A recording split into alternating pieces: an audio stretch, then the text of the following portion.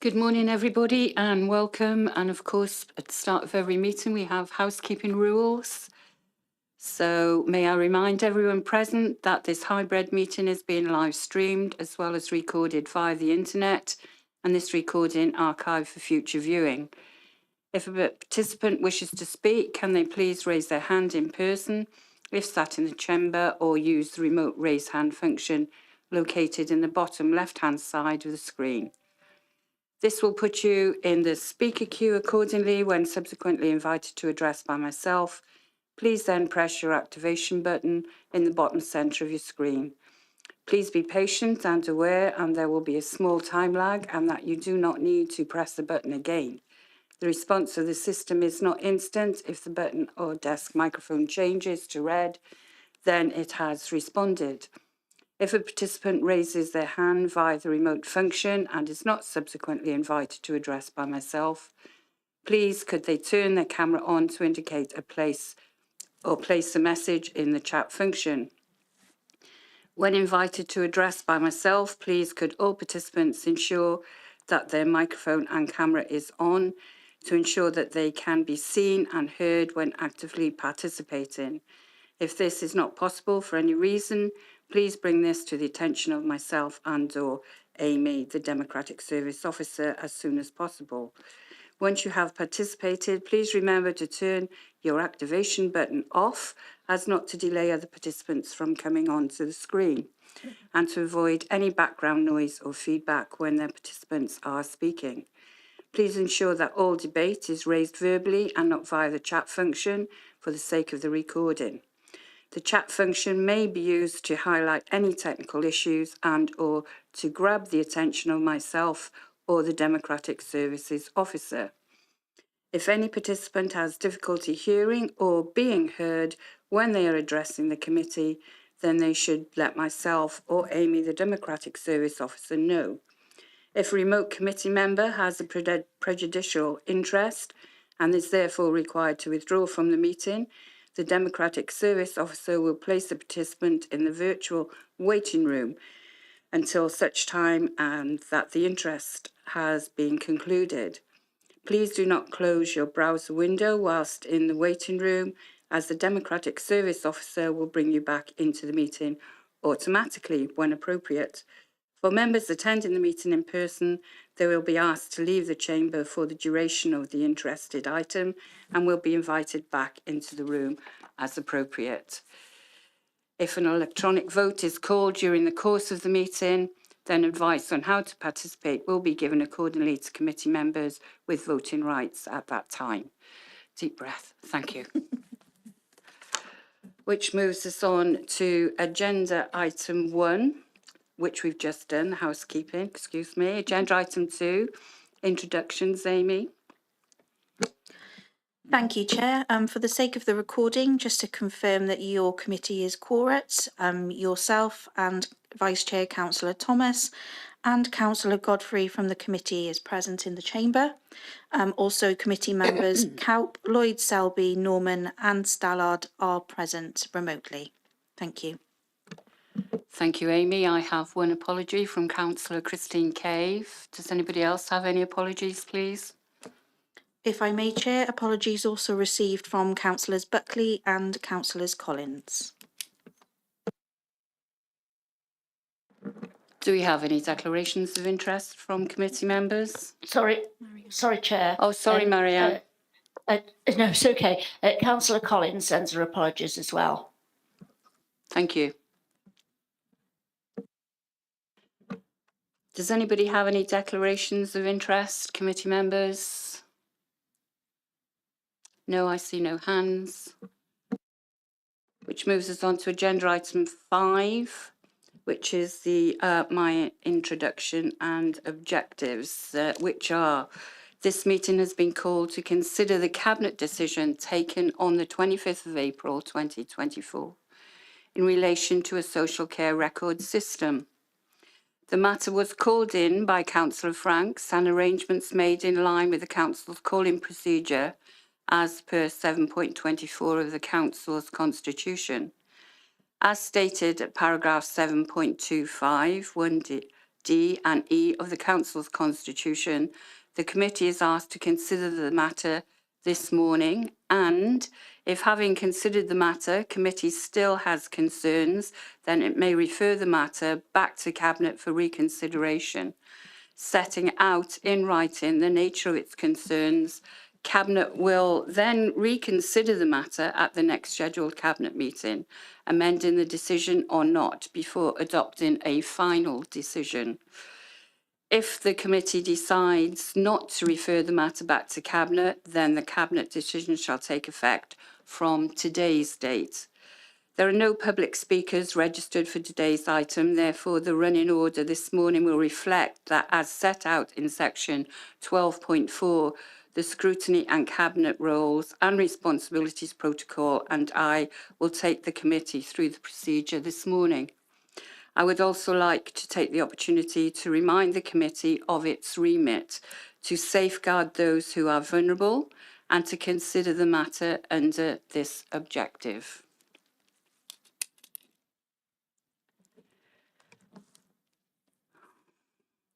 Can I call in Councillor Franks, who called in this to speak, please? Good morning, Councillor Franks. Thank you very much. Good morning. Thank you, Chair and Committee, for accepting this request. I felt it was important to review the Cabinet report, and I'm just reflecting on the background across the Council. I was shocked at the eye-watering increase in the ICT contract, something over £1 million to something in the order of £5 million. And from what I understand, we could find no one who was responsible. And I must say, during the last 2 years, I have not been able to recall any substantial reports on this matter.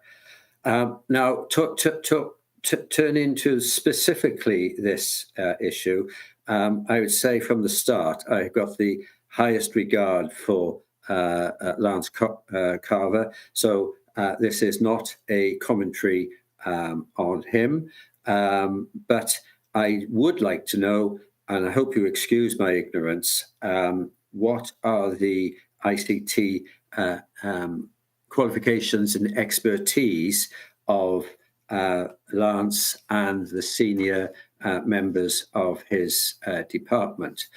The report is full of financial risk, and I cannot find what the maximum cost of the project is. And in terms of the impact of a failure of this project, what would be the impact on the service users? So I'm not just focusing on the finances. I'm also concerned about the impact it will have on the vulnerable members of society. I have one or two further questions. Who is driving this project? Who is answerable politically for this project? Which cabinet member is taking the lead and will, in effect, be carrying the can in the event of delays, overruns, and overspends? And although I'm not a member of the committee, I would suggest that Cabinet be asked to provide comprehensive answers to my questions and no doubt other members' questions. Thank you very much, Chair. Thank you, Councillor Franks. Councillor Williams is the Cabinet member. Would you like to respond, Councillor Williams? Thank you, Chair, and thank you, Councillor Franks, for those questions. I'd like to start to thank the committee for fulfilling its role, scrutiny, and quite rightly so. When the report came to Cabinet, it has got a few areas which we don't have the exact details, but the report does outline what they are. But I'd like to just mention some comments regarding what Councillor Franks just said regarding the ICT contract, which is not this one. It is another one, and it's, we've gone through different times, I would suggest. We've got a different officer. We've got a dedicated IT officer for IT now. It doesn't rely on the director or the heads of service to be the qualified people in IT. But what they will be able to do is tell you what the service uses and what the service requirements are for a particular project. So working together, then they should be able to answer those. The project itself, quite rightly so, it says in the report, talks about the procurement and the difficulties that are the context at the moment. There is a dedicated organisation for Wales looking for that, and that's in the report. But what's happening is, because the deadline's approaching and there doesn't seem to be any way forward at the moment, the councils are taking it upon themselves to actively, proactively join together to look at ways we can deal with that. And in the report, it talks about utilising frameworks, IT frameworks and the like, so that we're not going off-piste. We're utilising frameworks that are recognised within the industry to move it forward. The finance risk, well, it talks about it in the report. There is Welsh Government funding there. That hasn't come forward yet, understandably so, because of the context and difficulties that with a project in this size. Nevertheless, it's there, and in time it'll come forward to fulfil this project. As far as the engagement with the council, you can see in the report, we've decided to go to Merthyr, RCT and Bridgend, because they're already ahead on this project. They've recognised they've got expertise in the procurement, and we're going to utilise that as part of that. Recognising within the report also is that there are clauses, so that we won't end up in a position where we have done on maybe some other contracts where we were not able to get recompense for any difficulties, but also we can decide whether we're actually going to engage in the project. And unfortunately, I can't give you those answers right now, because as you can understand, we're in the development stage, we're scoping the project, we're scoping what the requirements are. And one of the key factors on the previous contracts is that when we get software companies coming to us, they can offer us something, but often they don't actually give us the detail on the impact of service users. And Wickers was one of those projects which, when it was introduced, provided challenges through all authorities in actually capability of the users to use it, and also in the design. And it's been some time where it's needed to be updated. You're well aware that technology changes rapidly. We're on the forefront of maybe AI, and but that's not what this project's about. But I'm just saying that that's how rapid the software is changing. We certainly need a record system, and this hopefully utilising frameworks, the collaboration between the local authorities and the finance from the Welsh Government, then we'll be able to move that forward. I can just say that although the report doesn't have all the detail, you can understand that that's in process at the moment. The officers are meeting once or twice a week, discussing what the requirements are, along with the IT, head of IT, so that we're in a place where we will have a better understanding of what we're getting. Cabinet member, well, that's me. I'm happy to stand and say, and like yourself, Councillor Franks, when I saw the report and what we were doing, I have those questions. But unfortunately, I recognise the context we're in. We don't have all the answers.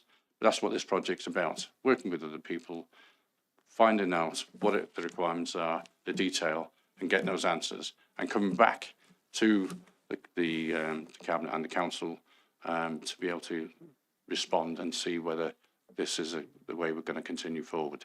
So it isn't an all or nothing report, but it is a recognition that we do need to start the process, and we're utilising other councils with their expertise along with our own.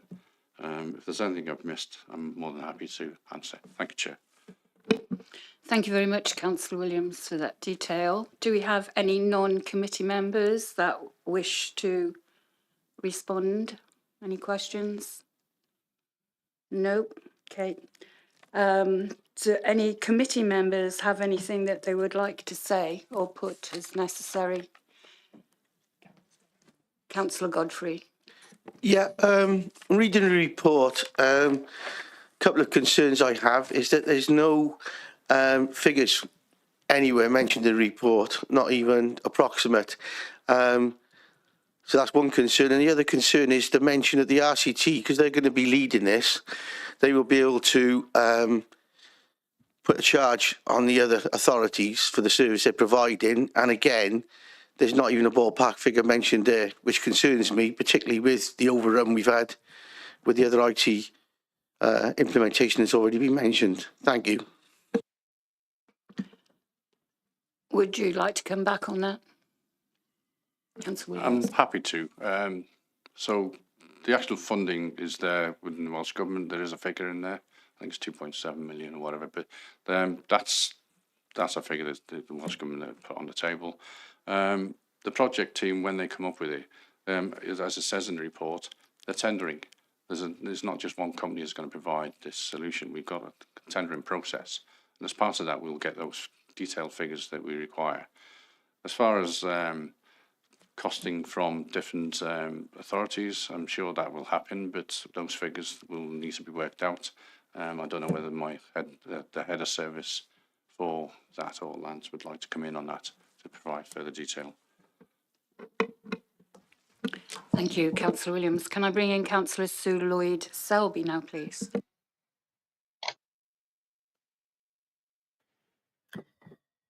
Yeah, thank you, Chair.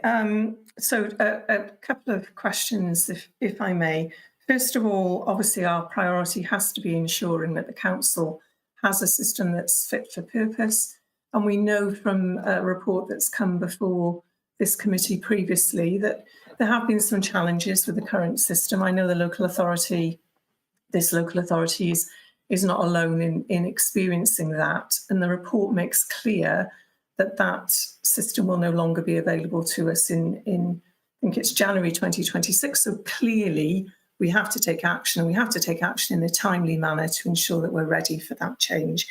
I could see that there's been some user testing of a new system. I'm interested to hear whether or not there's any feedback on that. And also, I mean, my understanding, and I think it makes it clear in the report, is that at the very early stages of the procurement process, that's already made clear to us. So I'm going to assume, but ask for confirmation, that the working group that's going to be leading the tendering process will be reporting back to Cabinet at the appropriate time about the final cost implications of the necessary change. So any feedback on user testing and confirmation of the process to confirm final cost, please. Thank you.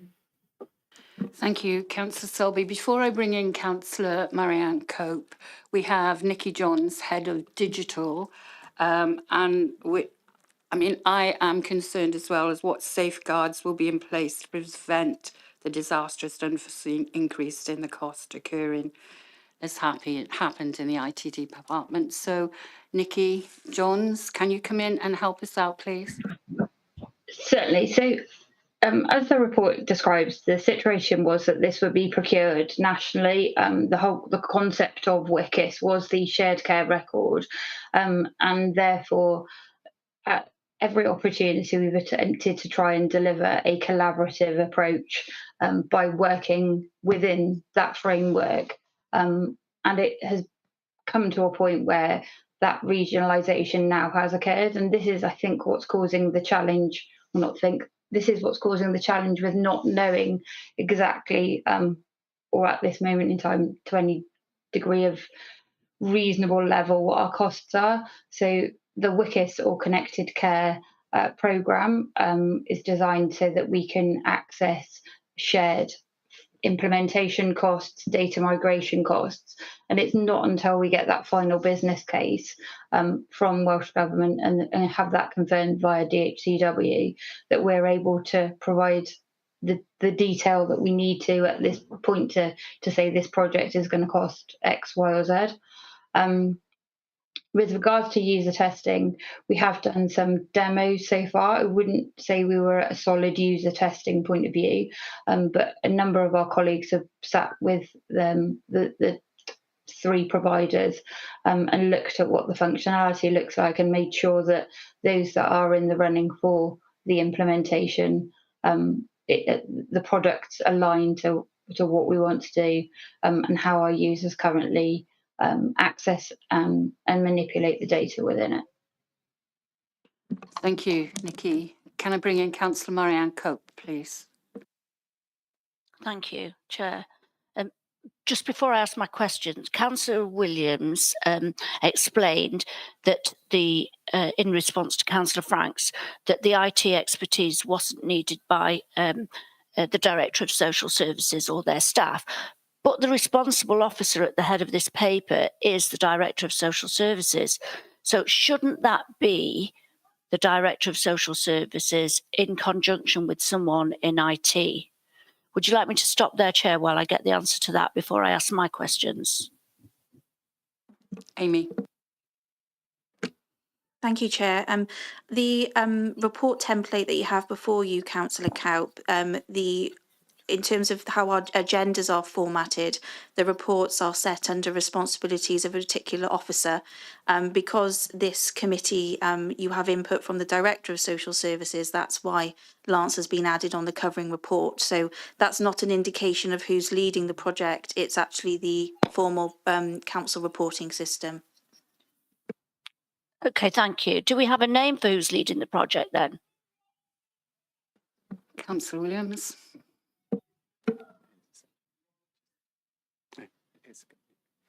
It's an interesting comment you made there regarding the qualifications required by the director. I've yet to see why we would want IT qualifications for a social services director. But what you do use is the expertise of those that have that. And we've got that within the head of service of IT. And we've got also from the expertise we want from a director and the head of service is being able to utilise the staff with the service users, their expertise. And that will come later on down the line. Okay, so we'll be able to engage and see whether the project that we were ending up with is actually fit for purpose, which is one of the key issues, isn't it, that we've had on the previous projects, other projects, is that the software companies have come along and said this can provide this particular facility and can do these things. It's not until we get the service users and the people responsible for it to be involved that we'll actually know that. So we're a long way off from that. But from the report, you can see we've got that procurement process. They are involved in that process. As far as who's, we've got it on the report. I've asked for delegated officer, Lance Carver, Director of Social Services, to move forward with that. And the reason why I've done that is particularly with if it comes during a recess. This project's moving so quickly that it doesn't require too many people to be involved, but I can assure you that the director will take his responsibility serious enough to make sure he engages with the experts, the IT experts, and the procurement team as he sees fit. Thank you. Councillor Cope. Thank you. Councillor Williams, I think you misunderstood what I was saying. I was responding to what you said, saying that expertise in IT wasn't needed by the Director of Social Services. And the question I asked is, who is the IT person responsible for that? But I'll leave that there. Going to my concerns about this report, and some of it we can't do anything about. So section 1.3 sets out that the Welsh Government have appointed Digital Healthcare Wales to lead on behalf of this project. And I'm assuming that everyone has read the recent Scrutiny report of Digital Healthcare Wales, published in July 23. And to bear that in mind, because there have been some criticisms of that organisation. So we need to bear these things in mind when we're looking at IT. I would like to say that I do applaud the council, but working with other councils who've got more expertise, because that is a fantastic thing to do. But as you probably know, the IT systems across health and social care do not function. So, for example, the NHS IT system, not only does it not speak to social care systems, it also doesn't speak to other NHS authorities. So if you're in Cardiff in the Vale Health Authority and you go to Betsy Cadwallader, they don't speak to each other. And also health and social care systems don't speak to each other, which in terms of protection of vulnerable people, that should be happening. And I know it's a massive challenge, but that doesn't mean that we shouldn't have cognizance of these things.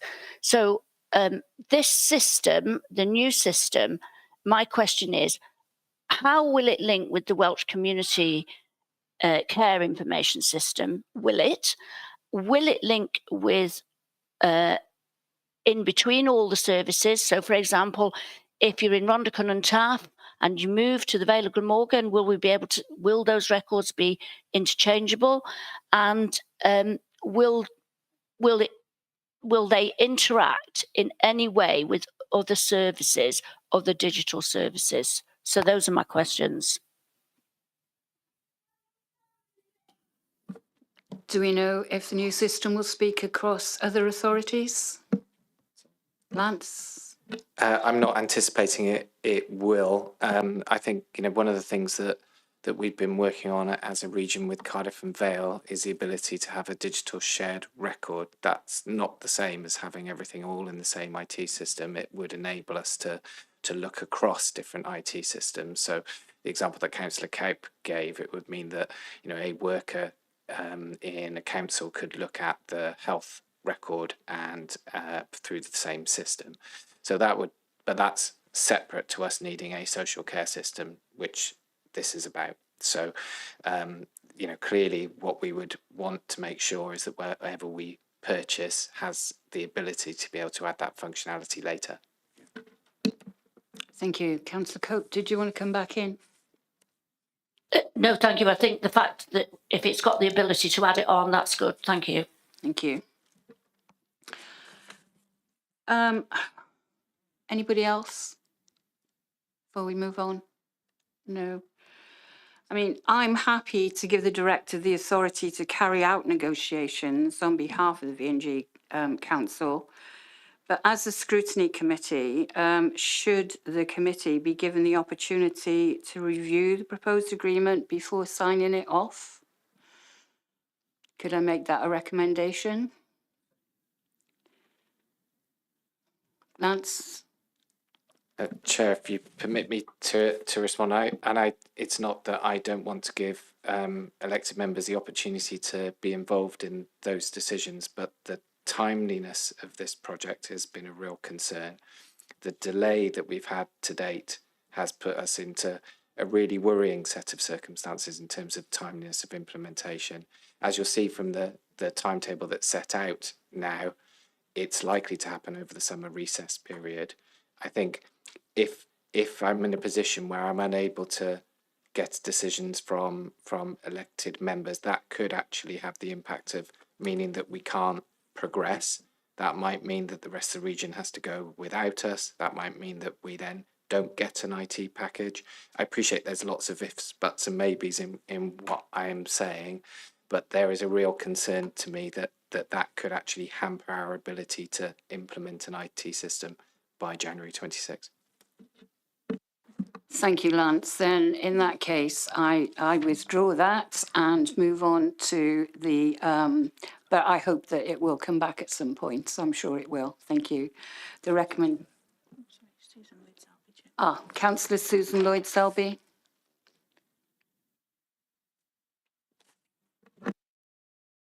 I think my point may be moot because I think you're about to make a comment that means I'll make the point anyway. It's clearly critical that we're able to collaborate with other authorities to procure the social care system that's required in a timely manner. And I don't think it would be appropriate for this committee to take any action that would impede that.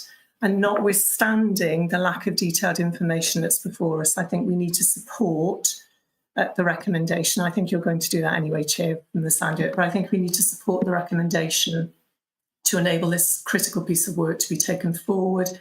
And I would also welcome receiving an update about how this is progressing at an appropriate time. Thank you. Yeah, I think I already said that, Sue, but thank you for bringing it up again.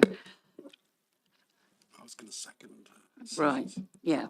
Well, we've got the two recommendations before us. The first one is the approval be granted to the council entering into an agreement with Merthyr Tydfil County Borough Council, Rhondda Cynon Taff Council, Borough Council and Bridgend County Borough Council regarding the procurement of replacement social care system.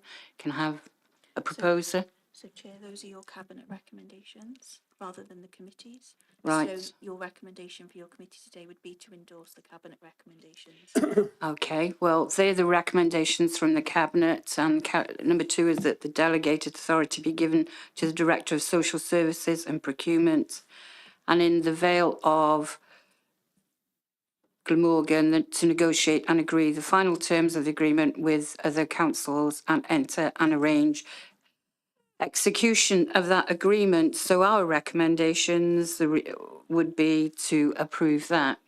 Yeah. Endorsing those recommendations. So are we endorsing those? Councillor Jane Norman?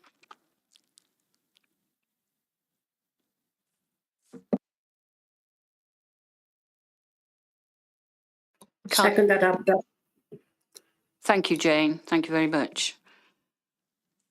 And so therefore, That's it, Chair. that's it. Thank you for your time this morning. Have a lovely weekend. Try not to think about us too much, and have a lovely half term as well. See you all soon. Bye-bye.